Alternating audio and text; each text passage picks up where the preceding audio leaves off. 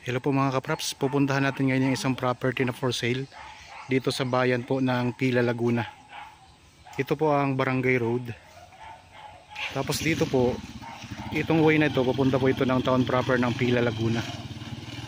So nasa ano lang po mga kapraps, mga 10 minutes travel time na sa bayan na tayo ng Pila, Laguna. Tapos dito naman po, pwede tayong dumaan papunta sa Nagcarlan, Liliw, papunta San Pablo, pwede rin dyan mga kapraps. Tapos ang property na i-offer ko sa inyo ngayon, simula po dito sa sementadong Barangay Road, nasa 15 to 20 meters lang po ang distansya. Pero ito pong dadaanan natin ay Barangay Road na rin yan mga kapraps. So hindi pa lang to sementado. So mula po tayo dyan sa sementadong kalsada, lakarin po natin ng nasa 15 meters lang. Nasa property na po tayo mga kapraps. Okay. Yan, dito na tayo mga kapraps sa property. Ito na po. Bali ang sukat nito ay 3,000 square meters. So mula po dito ang property. Tapos hanggang dito po sa may bakod na sementado.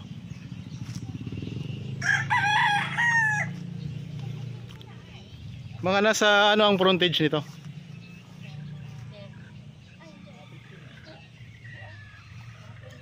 Mga 20 na.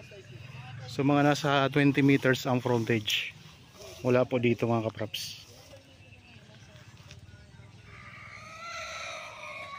Okay.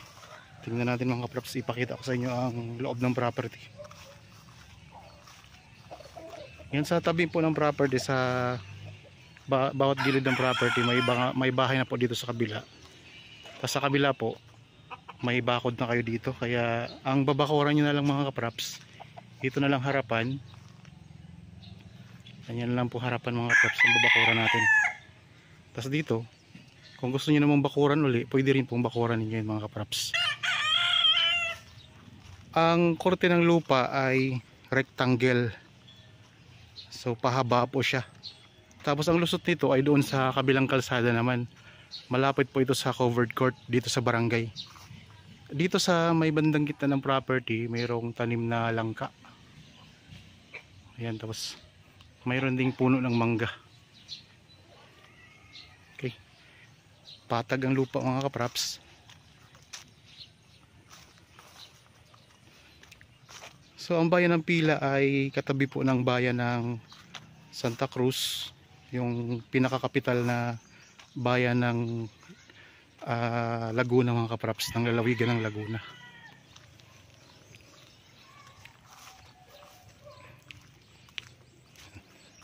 Yan, dito tayo ngayon sa may bandang gitna ng property.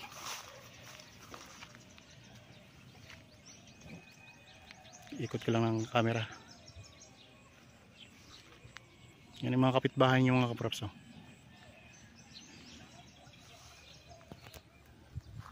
Ang presyo po nito ay makikita nyo sa description box at sa title nitong video. Yan, meron pa kayo dito mga panambak na sa loob ng property.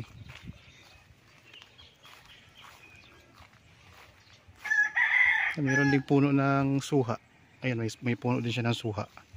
Tapos may mangga din dito.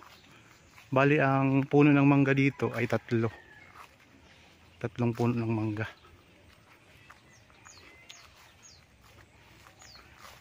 Dito sa bandang likod ng property mga kapraps ay meron ding kalsada na, kaya magiging dalawa po ang access nyo dito, lusutan po ang access nyo dito sa property.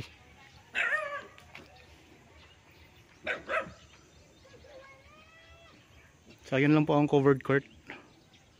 Tapos mayroon na kayong linya ng kuryente, mayroon na rin pong access ng tubig.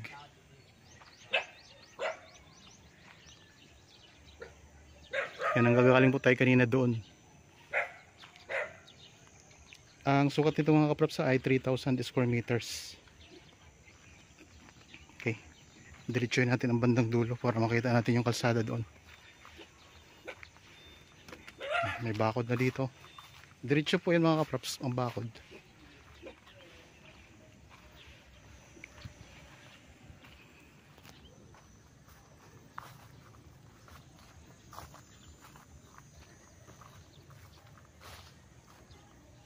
Ayan lang po ang kalsada mga kapraps.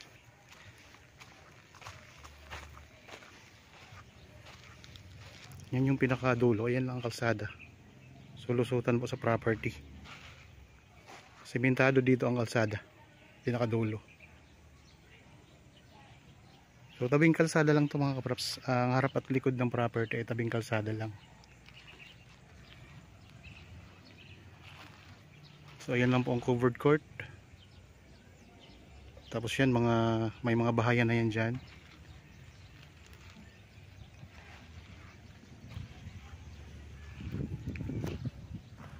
Kung gusto nyo po, pwede nyo itong i-subdivide mga kapraps. So mas mataas po ang presyo kapag na-subdivide nyo ang property. Ito kasi ay 3,000 square meters. Ito ay titulado.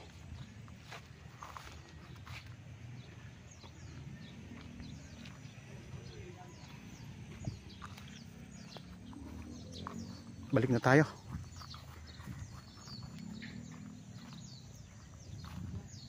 Yan, meron kayo dito mga panambak na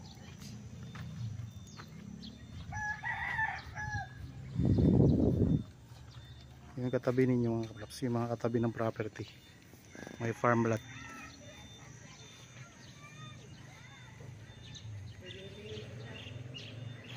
Ang mga kapitbahay ninyo dito.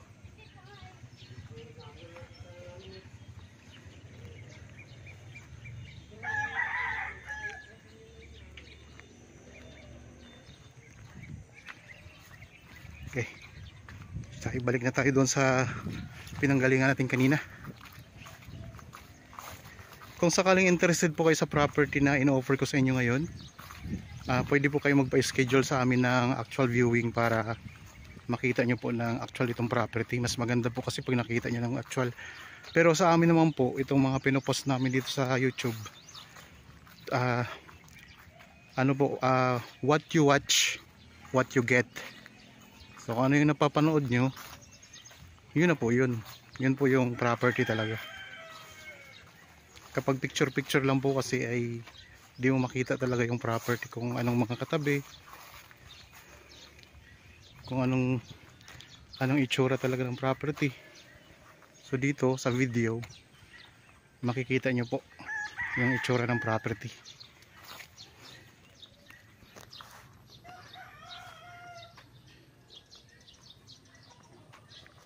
Nandito na tayo ulit ngayon sa bandang harapan mga kapraps.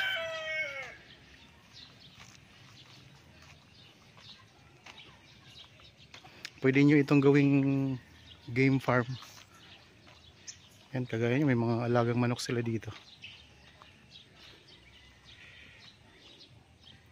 Nasa ang frontage, nasa 20 meters mga kapraps ang frontage nito.